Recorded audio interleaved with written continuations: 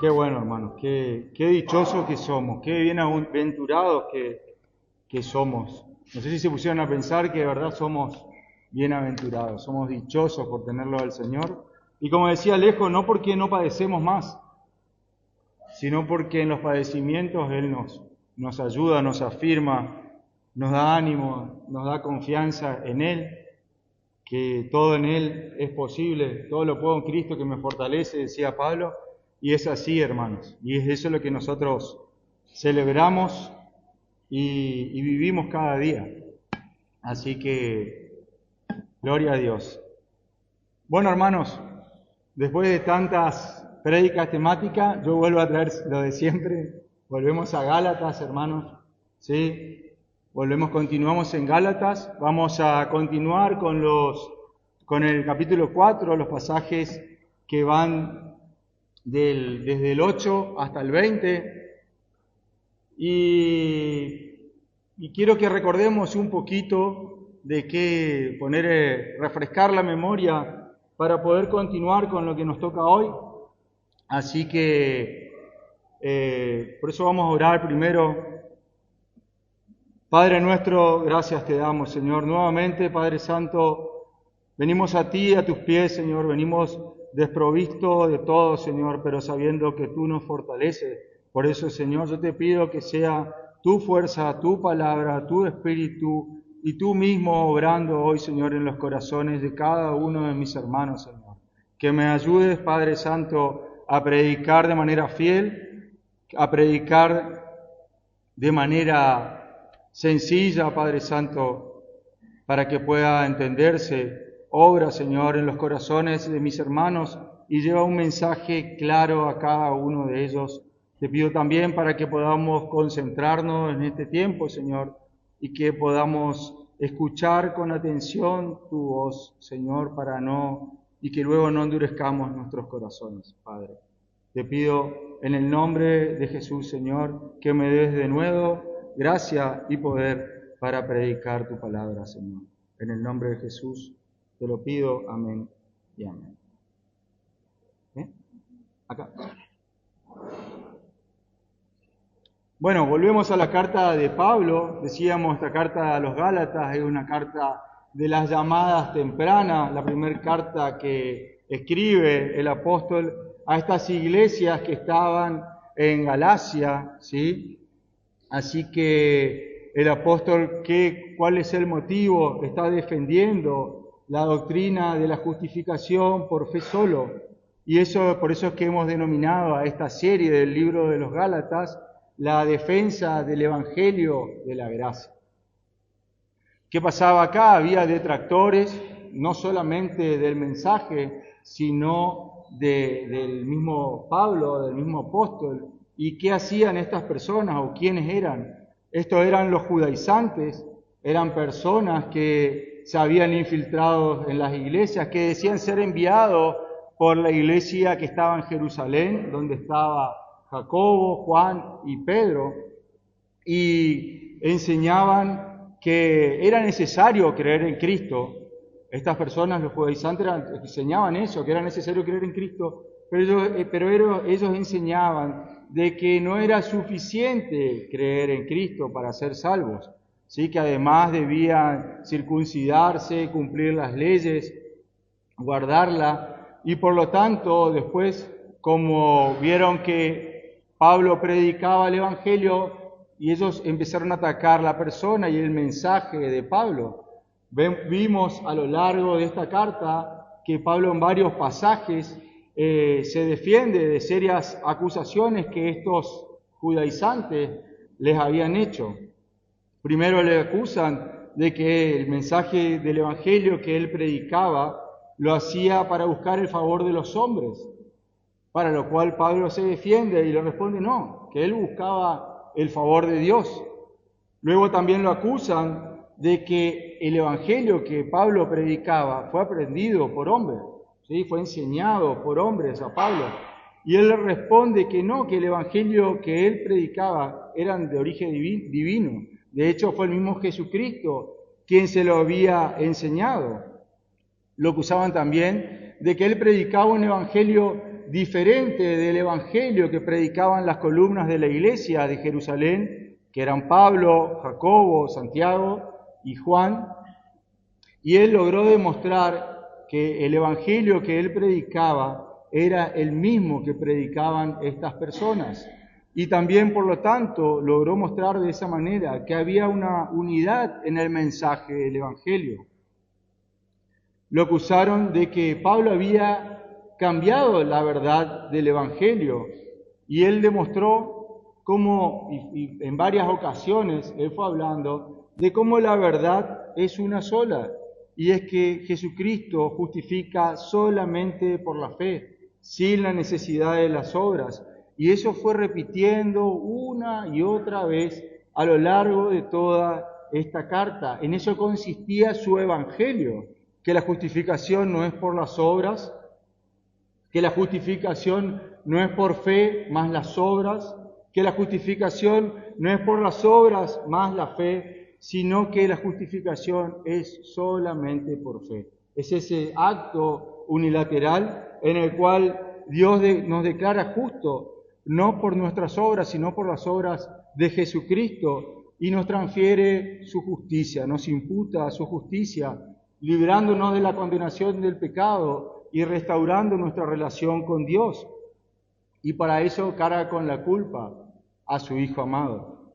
También pudimos ver a lo largo de esta carta cómo Pablo fue defendiendo el mensaje, y a lo largo de la vida de este hermano podemos ver cómo eso le trajo padecimientos, sufrimientos, persecuciones, pero pese a todo él siguió predicando y demostrando la suficiencia de Cristo en la salvación, no la suficiencia de las obras. Pablo mostró, y vimos hace poco tiempo atrás en las cartas de Gálatas, cómo había la promesa, era superior por sobre la ley.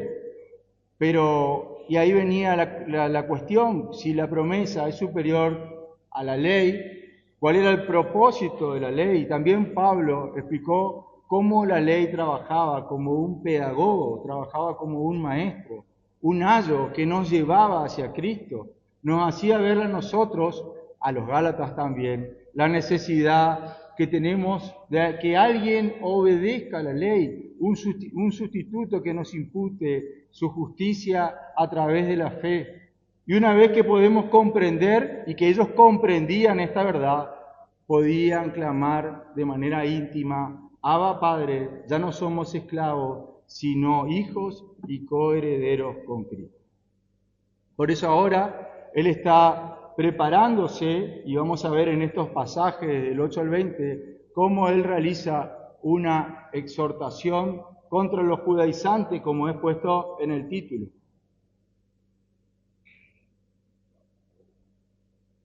Así que le pido que me acompañen a la Biblia. Ciertamente, en otro tiempo, no conociendo a Dios, servías a los que por naturaleza no son dioses. Mas ahora, conociendo a Dios, o más bien, siendo conocidos por Dios, ¿cómo es que os volvéis de nuevo a los débiles y pobres rudimentos a los cuales os queréis volver a esclavizar? Guardáis los días, los meses, los tiempos y los años. Me temo de vosotros que haya trabajado en vano con vosotros. Os ruego, hermanos, que os hagáis como yo, porque yo también me hice como vosotros. Ningún agravio me habéis hecho, pues vosotros sabéis que a causa de una enfermedad del cuerpo os anuncié el Evangelio al principio, y no me despreciasteis ni desechasteis por la prueba que tenía en mi cuerpo. Antes bien me recibiste como a un ángel de Dios, como a Cristo Jesús. ¿Dónde pues está esa satisfacción que experimentabais? Porque os doy testimonio de que si hubieseis podido, os hubierais sacado vuestros propios ojos para dármelos. ¿Me he hecho pues vuestro enemigo por deciros la verdad? Tienen celo por vosotros, pero no para bien, sino que quieren apartaros de nosotros, para que vosotros tengáis celos por ellos. Bueno es mostrar celo en lo bueno siempre, y no solamente cuando estoy presente con vosotros. Hijitos míos, por quienes vuelvo a sufrir dolores de parto, hasta que Cristo sea formado en vosotros, quisiera estar con vosotros ahora mismo y cambiar de tono, pues estoy perplejo en cuanto a vosotros. Amén. Fíjese cómo esta exhortación tiene varias preguntas, porque el título de la Biblia dice que es una exhortación, pero al analizarlo podemos ver cómo esa pregunta que hace Pablo en el verso 9, cuando dice, ¿cómo es que os volvéis a los débiles y pobres rudimentos a los cuales os queréis volver a esclavizar? ¿Se quieren volver a esclavizar a eso? Pero después pregunta, ¿dónde está esa satisfacción? Llama nuevamente la atención que ustedes tenían, que ustedes experimentaban. Porque yo sabía que ustedes, si fuese por ustedes, me hubiesen dado lo más preciado. También les pregunta, ¿me he hecho enemigo de ustedes por deciros la verdad?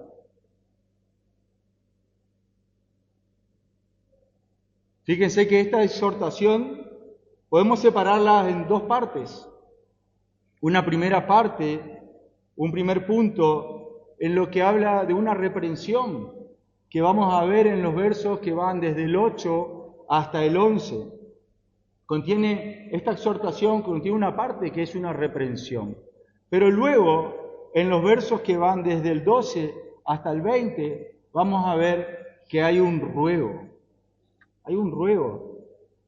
Y ese ruego incluye una petición, que vamos a ver desde los versos desde el 12 hasta el 17.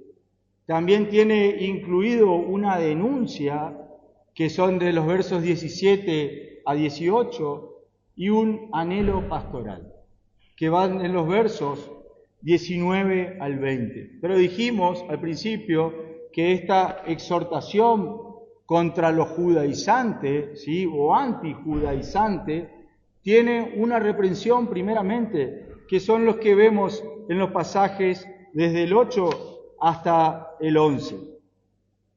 Fíjense que él les pregunta, dice, ciertamente en otro tiempo, no conociendo a Dios, servías a los que por naturaleza no son dioses, mas ahora, conociendo a Dios, o más bien siendo conocidos por Dios, ¿cómo es que os volvéis de nuevo a los débiles y pobres rudimentos, a los cuales os queréis volver a esclavizar?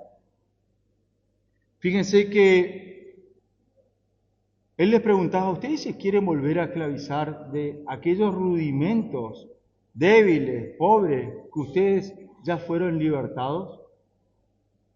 Acuérdense que muchos de los gálatas eran gentiles, paganos, ¿sí? Y por lo tanto tenían dioses falsos, ¿sí? Dioses paganos que iban y adoraban, tenían que ir y adorarle, acordarse de ello, prenderles velas, ¿sí?, o llevar sus imágenes para adorarle. Y Pablo les decía, ustedes fueron liberados de toda esa condenación, ustedes quieren volver a eso, quieren volver a ser esclavos. Y a los judíos les decía, quieren volver a esclavizarse a los ritos, a costumbres. Realmente eso es lo que quieren. Ustedes están dispuestos a sacrificar la seguridad plena de la redención que poseen por medio de Cristo, la adopción de ser hijos, la bendita morada del Espíritu, la libertad del acceso al Padre y el hecho de ser herederos. Ustedes están dispuestos. Eso es lo que realmente quieren, volver a su vieja esclavitud.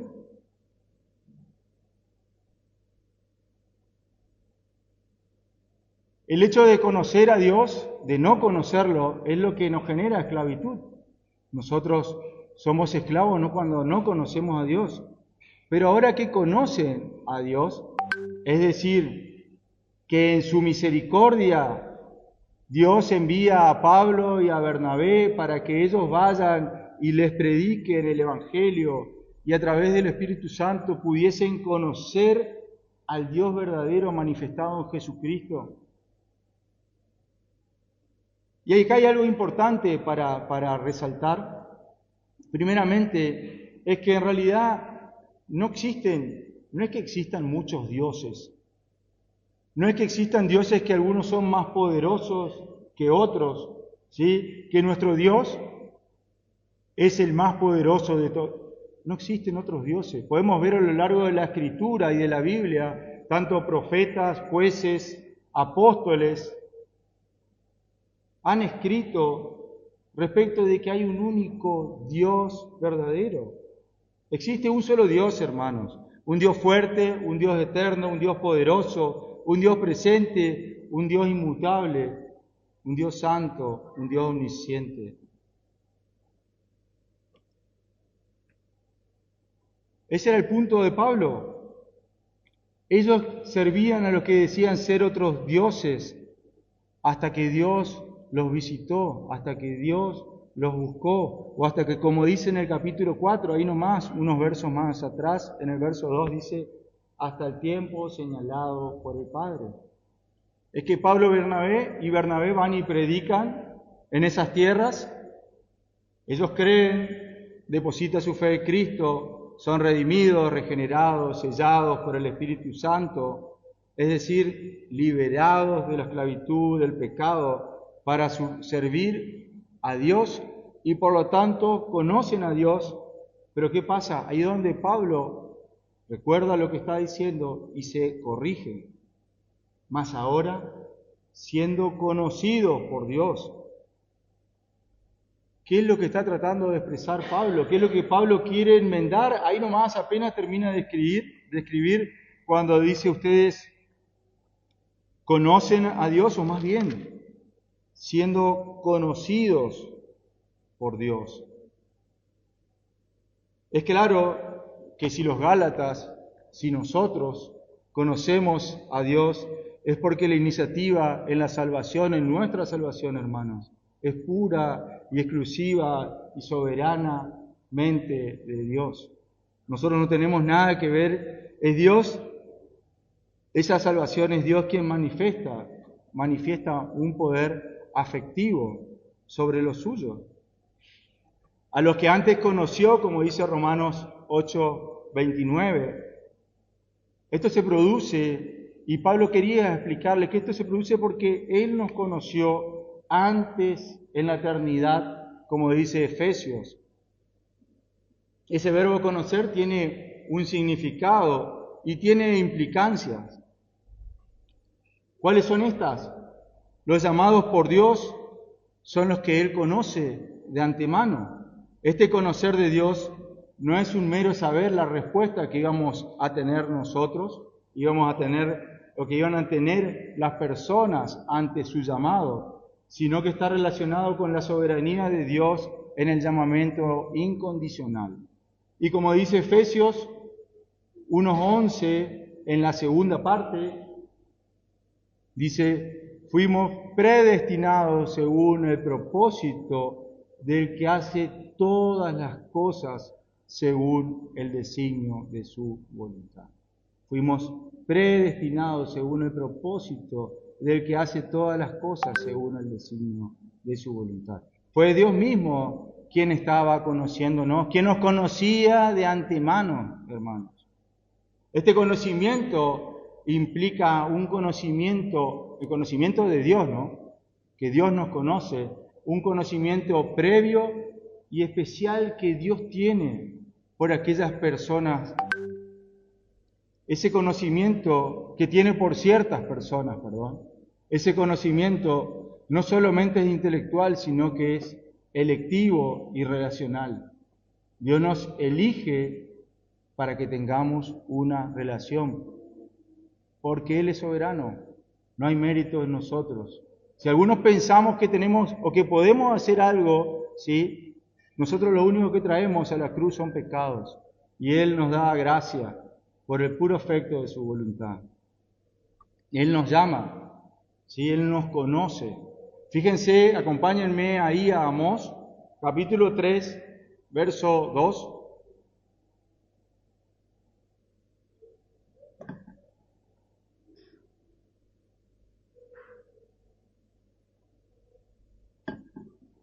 Antes de eso le repito de vuelta. Conocer, el conocimiento de Dios implica un conocimiento previo y especial que Dios tiene de ciertas personas. A vosotros solamente he conocido de todas las familias de la tierra, dice Dios al pueblo de Israel. Este conocer, ¿qué implica? Implica una relación especial, una relación selectiva con el pueblo de Israel. Por supuesto que Dios conocía, Dios conoce todo, Dios creó todo, Dios conocía, sabía de la existencia de otros pueblos, pero Él eligió, conocía a Israel de manera electiva, ¿sí? Y lo mismo resalta Pablo en el Nuevo Testamento, en Romanos capítulo 11, verso 2. ¿No ha desechado Dios a su pueblo al cual desde antes conoció? Pablo quiere destacar que los que antes conoció de antemano, a eso los conoció con un amor especial y electivo, que no es que nosotros podemos amar a Dios porque Él nos amó primero. Eso es lo que estaba resaltando Pablo, que toda esa elección es de manera unilateral. Ese conocimiento de Dios, Él nos conoce desde antes de la fundación del mundo. Ya saben lo que iban a hacer suyo. Antiguamente era un pueblo étnico, pero hoy ese pueblo étnico siempre fue salvo por fe, por la justificación, es lo que viene hablando Pablo.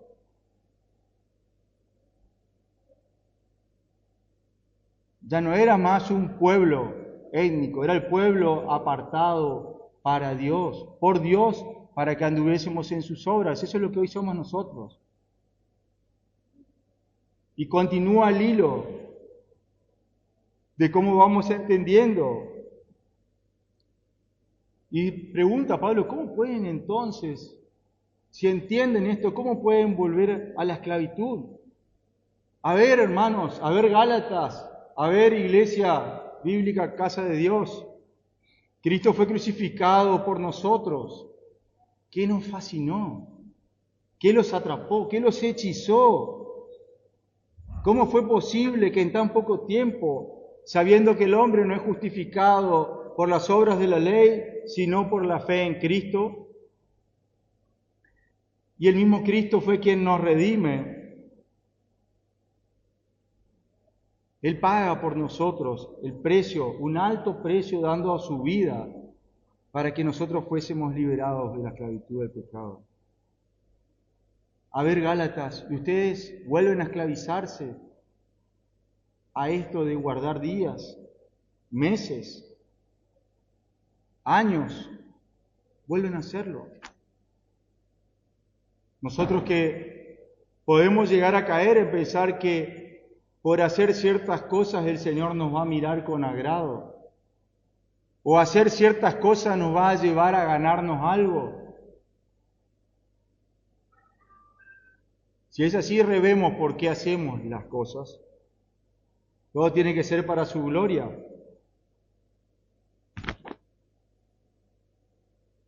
Es como estar diciendo que los judaizantes le estaban diciendo al pueblo de Gálatas, le decía, ¿sabes qué? Cristo, ¿sí? La cruz de Cristo, que Cristo haya sido crucificado, pagó a medias nomás. No fue suficiente la sangre de Cristo, se quedó corta. No llegó a pagar el precio completo de nuestros pecados. Por eso que ustedes tienen que hacer ciertas obras, por eso que ustedes tienen que circuncidarse, por eso que ustedes tienen que guardar días, años, meses. Eso les quería hacer entender. Pero ¿qué pasa? Dios envió a su Hijo para redimir. ¿Sí? Dios envió a sus hijos para redimir a todos aquellos que estaban bajo la ley y para hacerlos y para hacernos hijos. Eso es lo que viene hablando Pablo en el capítulo 4, en los versos del 4 al 7. Eso es lo que él le viene explicando. Dios nos adopta, Dios los adoptó en su familia. No solamente se acuerda de ustedes, perdona sus pecados, los adopta y les da una familia, les da una herencia en los cielos. Pero ustedes prefieren guardar días, años, meses y volver a esclavizarse. Estos estaban siendo influenciados por esos judaizantes, estaban siendo arrastrados. ¿Se acuerdan que hasta el mismo Pedro había sido arrastrado por ellos y con él varias familias? Esos días, esos meses, esos años de los que habla, probablemente sean tradiciones judías. Probablemente sean tradiciones del Año Nuevo, del primer día del mes, de septiembre, de octubre. ¿Y por qué hacían esto? Porque ellos les enseñaban o volvían a enseñarle a los Gálatas que habían sido liberados de la esclavitud del pecado cuando Pablo predicó el Evangelio. Ellos les decían, tenés que hacer esto para ganarte el favor divino. Para ganarte el favor divino y volver a la esclavitud.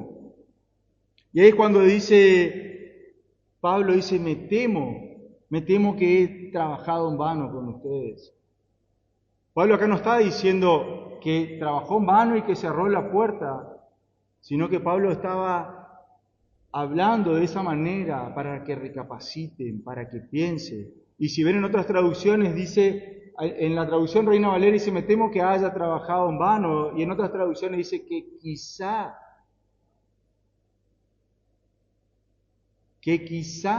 trabajé en vano. Pablo clama a que reflexionen. Fíjense que en un tono pastoral, él los reprende, pero termina ya ajustándose a su ruego, que es la segunda parte. Él clama, hace esa pregunta, les dice eso para que reflexionen. Y acá viene la segunda parte. Luego de esa reprensión viene un ruego que trae incluida en este caso una petición, que es lo que vamos a ver en estos primeros pasajes desde el 12 al 16. ¿Cuál es esa petición?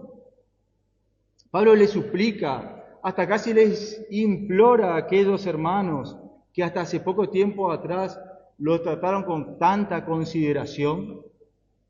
Vamos a ver más adelante en los pasajes, en los versos 15, cómo eran capaces de darle hasta parte de su propio cuerpo, ¿sí?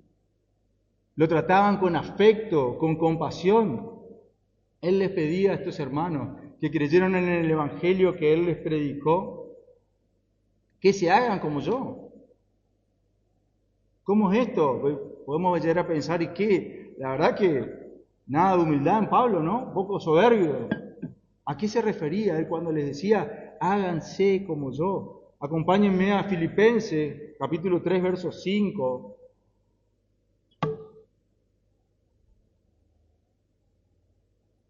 En la que Pablo agarra y saca las credenciales.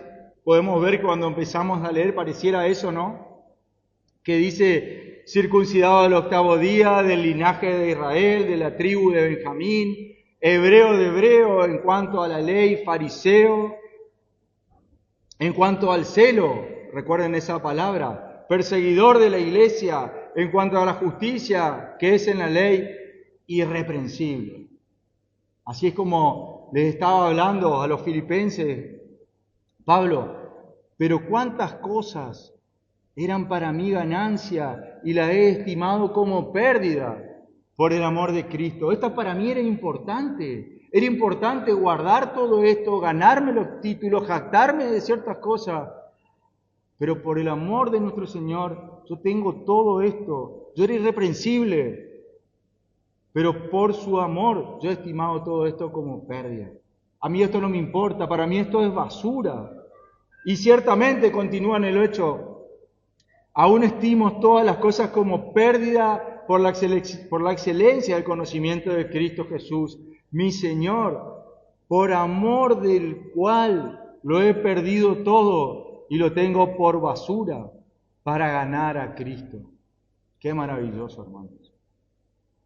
Qué maravilloso. Y eso es lo que él le decía. Y ser hallado, continúa en el 9, y ser hallado en él, no teniendo mi propia justicia. No es mi justicia, no es la que yo me gano. No es la que yo me esfuerzo, no es la que yo trato de hacer las cosas para ganarme algo, para ganar el favor de Dios, sino la propia justicia de Él que era por la ley, sino la que es por la fe en Jesucristo. Pablo le está diciendo a ellos eso. Háganse como yo. Háganse como yo. Desechen. Dejen de lado, por favor. Yo les clamo, les pido a ustedes. Estaba rogando. ¿Sí? Que dejen de lado todo eso que habían aprendido o reaprendido con estos judaizantes. Fíjense que Pablo, judío de judío, orgulloso, fariseo, él intentaba por sus medios ganar su justicia delante de Dios.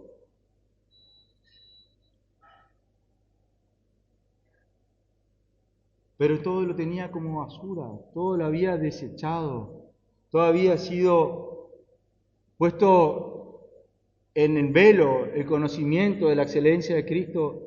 Nada les servía. Y eso es lo que él quería, que ellos se alejen de toda idea de querer hacer o cumplir con ritos, obras para ganar su salvación. Que dejen de lado toda jactancia. Y por eso le decían que se hagan como él. Porque él también yo también me hice como vosotros, continúa hablándole. Pablo había aprendido por la gracia de Dios que la única forma de agradar, de glorificar a Dios era desechar todo tipo de justicia propia, tenerla como basura. Y por eso los insta a hacer lo mismo. Ningún agravio me habéis hecho. ¿Por qué dice así? Continúa hablándoles. Porque él no estaba siendo agraviado, no hubo algo por los cuales, o sea, que estas personas hicieran al insultar su persona, ¿sí? Que estuvo presentado en esta carta, no hubo nada que lo haya ofendido. Por eso es que él le escribía esta carta, no fue un motivo de esa ofensa, sino que el motivo que presenta, lo que lo motiva a escribir esta carta es a que solamente crean en el Evangelio de que Cristo es suficiente para salvar su vida. No tienen que agregar nada más. No prediquen un evangelio diferente porque ustedes van a ser condenados, anatema sea. No crean en ese evangelio diferente. No se alejen de la verdad del evangelio. Pablo quería que ellos permanezcan porque sabía todas las bendiciones que trae permanecer solamente en la fe que justifica y salva. No quería que se pierdan. Y para que sepan lo importante que para él era, él les recuerda ese primer momento en el cual les predicó, que probablemente tenía una enfermedad cuando les anunció el Evangelio. ¿Sí? Recuerden que en aquel momento, ¿se acuerdan el pasaje? No recuerdo bien cuál es el pasaje, pero el pasaje en Mateo, cuando había un ciego de nacimiento, y le preguntan los discípulos a Jesucristo, y le dice, ¿y quién pecó? ¿Pecó él o pecaron sus padres? Esta es la concepción que tenían las personas de esa época y que veían cuando encontraban una enfermedad que probablemente era justicia de Dios a través de la enfermedad.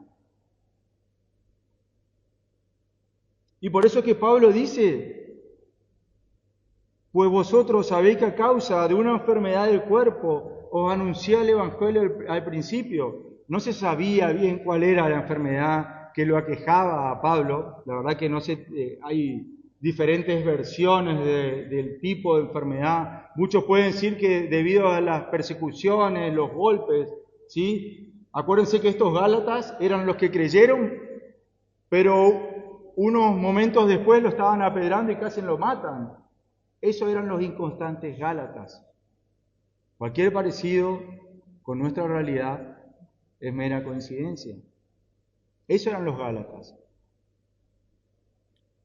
Entonces ellos no lo despreciaron, no lo rechazaron, pese a que lo estaban viendo cómo estaba. Probablemente, dicen algunos, que tenía una enfermedad óptica, por lo cual ellos estaban dispuestos a sacrificar sus propios ojos, darle las partes más importantes de sí. Imagínense el amor que le tenían a Pablo, imagínense el dolor que tenía Pablo al escribir esta carta. Estaban dispuestos a darle de sí mismo para que él esté bien. Y no me despreciaste ni me desechaste por la prueba que tenía en mi cuerpo. Antes bien, me recibiste como a un ángel de Dios o como a Jesucristo mismo. Imagínense cómo amaban cuando veían a Pablo, que llegaba Pablo, y el gozo en la familia, el gozo en los hermanos, en las iglesias de Galacia, el lugar donde iba, decían: ahí está Pablo, qué bueno Pablo, vamos a sacarnos las dudas con Pablo, vamos a preguntarle esto, vamos a cenar con Pablo, vamos a almorzar con Pablo, vamos a compartir con Pablo su palabra, la palabra de Dios, el mensaje, a pasar a despreciarlo, a pasar a desecharlo.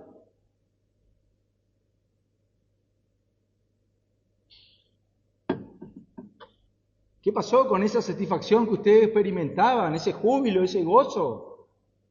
Que hasta como Jesucristo mismo me trataban. ¿Qué pasó?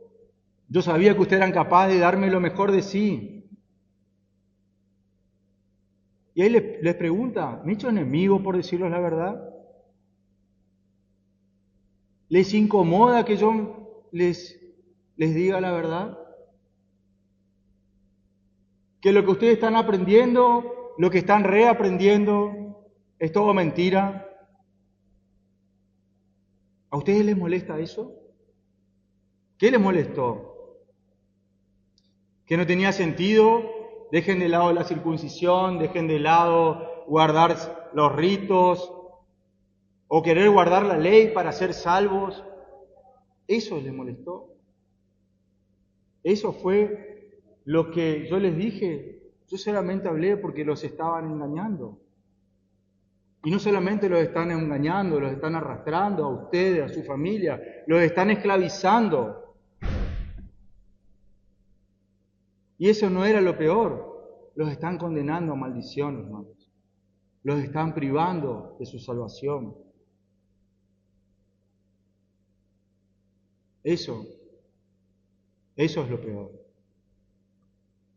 Jesús mismo predicó y habló de que Él era la verdad, que la verdad nos salva del error, la verdad nos hace libres.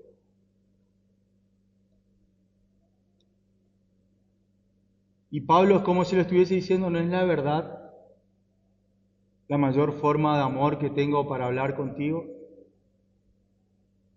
¿No es a través de esta exhortación sentida, un ruego en este caso, en el cual yo les pido que ustedes consideren, que ustedes piensen, que se acuerden de aquel momento en el cual escucharon el Evangelio por primera vez?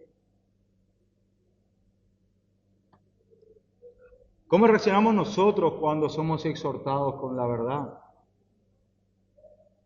Hay que entender siempre que la exhortación no es un reto, lo dijimos varias veces, pero lo vuelvo a decir. Es animar, es alentar a alguien a dejar el pecado o a confrontarlo contra el pecado a través de la palabra. ¿Cómo reaccionamos cuando somos confrontados de esa manera? Deberíamos pensarlo. También nos ayuda a reflexionar estos pasajes en eso. Cuando a veces somos exhortados, no por los pastores únicamente, entre hermanos, padres.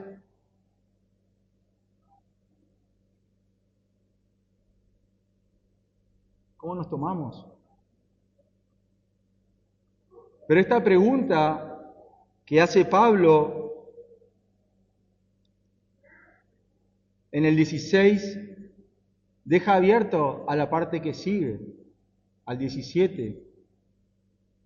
a esa, fíjese cuando les dice, me he hecho vuestro enemigo por deciros la verdad.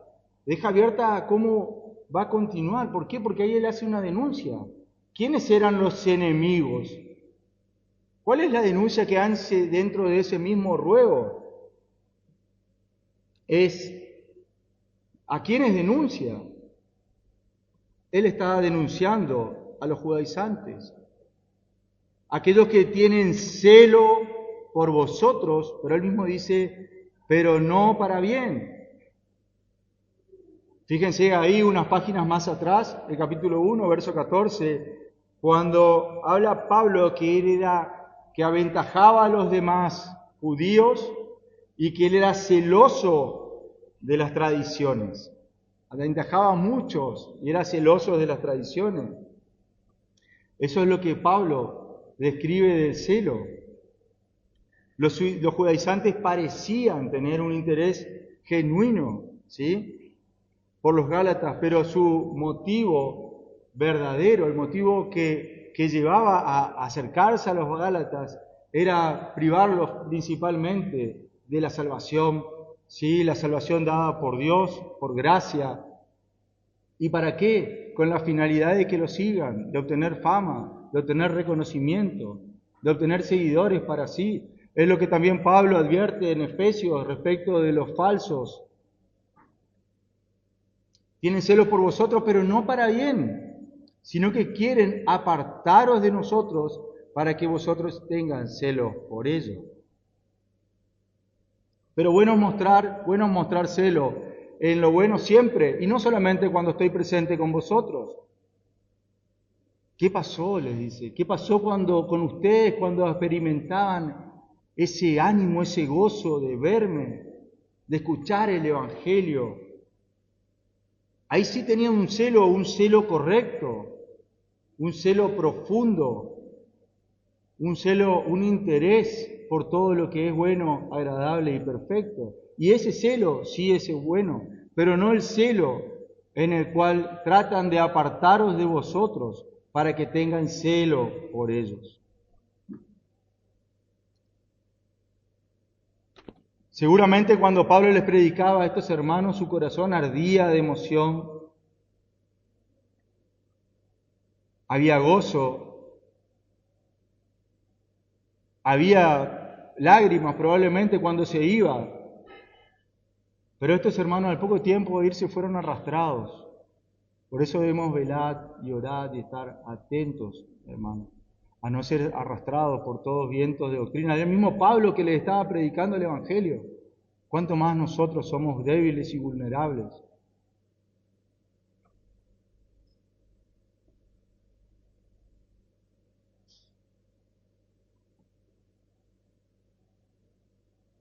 Debemos cuidar de no caer en querer agregar cosas o pasar a legalista por querer agregar más cosas de las que el Señor pide y exigir a los demás. Si uno quiere agregarlo para su vida, está correcto, pero exigir a los demás para ganar salvación, como que el Señor te pide eso, hay que evaluarlo, hermano. Pero todo esto finalmente llega a ese punto, al punto del anhelo pastoral, ese punto en el ruego en que Pablo anhela con toda su fuerza. Pablo le pide hasta casi como un padre. Fíjense cómo se dirige a los Gálatas, con ese amor que alguien tiene por los elegidos del Padre.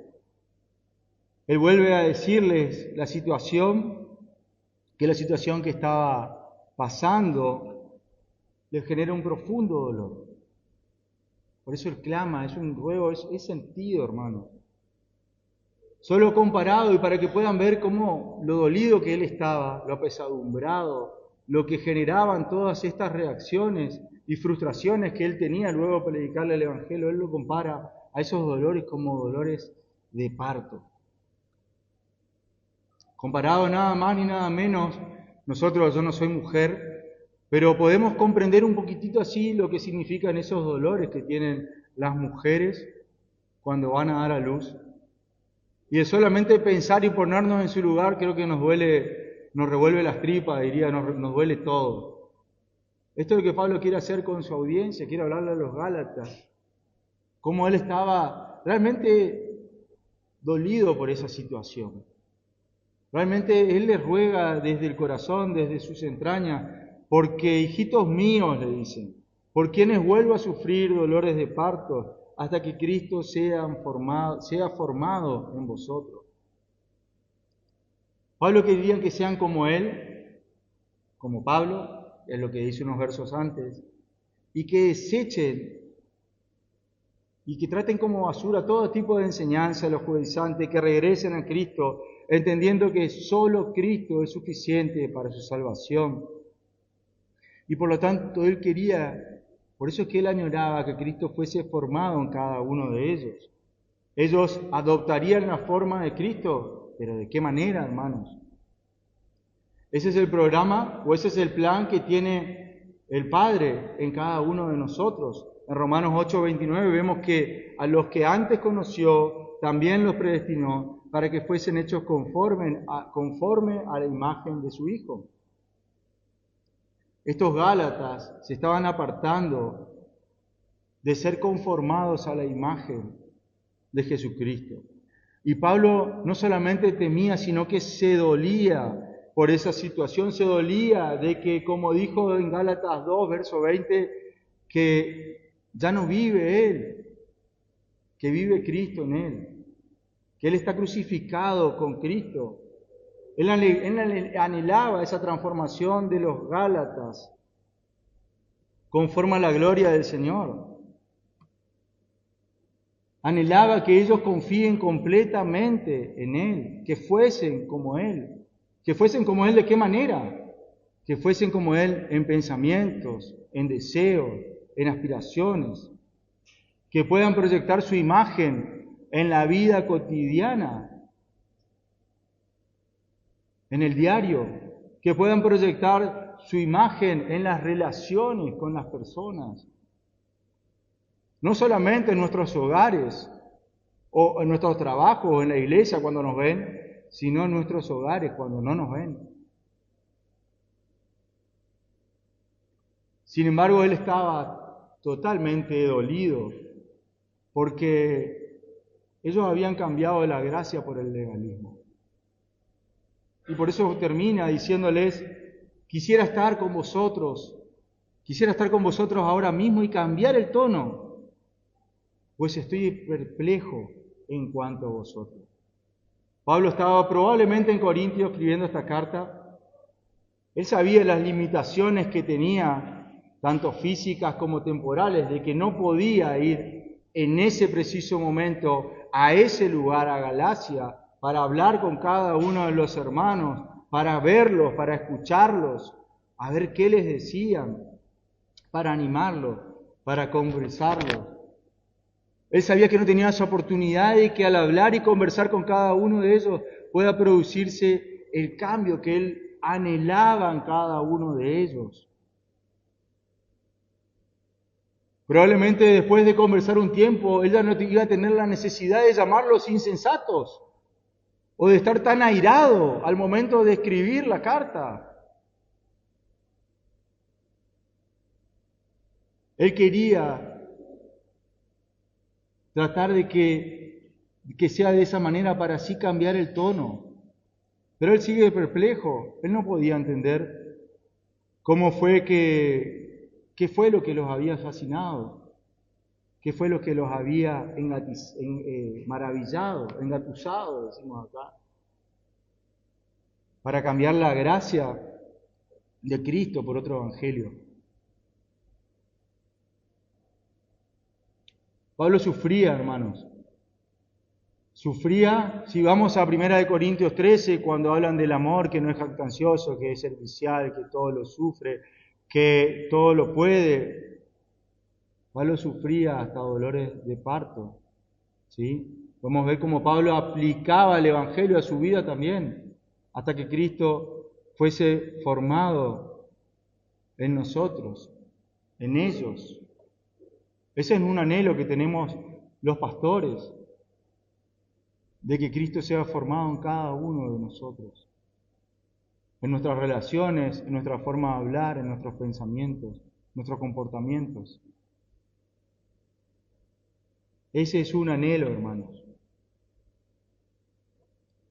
No olvidemos que hay dos formas de esclavitud. Podemos vivir sin Dios, los paganos, los que no creen, y aún podemos vivir en el legalismo, tratando de agradar a Dios, tratando de ganarnos las cosas por nosotros mismos, por nuestras obras.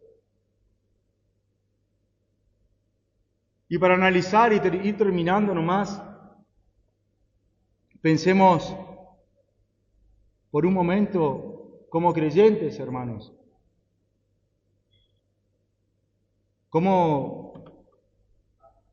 ¿Cómo medimos nuestra espiritualidad? ¿Por prácticas externas? ¿En quién pusimos nuestra confianza? ¿En Cristo? ¿100%? 100% en Cristo. Si no, no tiene sentido. Cuando somos confrontados con la verdad, ¿cómo reaccionamos? ¿Nos alejamos? No nos esclavicemos, hermanos. Cristo pagó el precio por cada uno, no nos esclavicemos. Y si por las dudas hay alguien que no cree o pudiera estar alguien mirando, todavía no le alumbró la luz del Señor, realmente, o incluso podría estar acá, poder estar en la iglesia tranquilamente y seguir siendo esclavo. Analicémoslo, pensémoslo. La cruz no viene a mejorar la conducta de aquellos que no creen, sino que la cruz viene a darnos vida abundante. Hermanos, vino a darnos esperanza, vino a que podamos tener una relación con Dios. Eso es lo que hacen las personas que no creen. Cristo murió por los pecadores. Siempre pensamos cuando le hablamos a alguien que no cree, te dice, no, yo no estoy preparado, yo no sé si ir, Cristo murió por pecadores, no por buenos candidatos. Y finalmente, hermanos, y para que nos vayamos pensando en nuestros hogares, si volvemos a las obras, es que olvidamos que somos hijos. Y que no necesitamos una religión si es que alguno todavía no cree, si hay personas que pertenecen a una religión, sino que necesitamos un Salvador. Amén.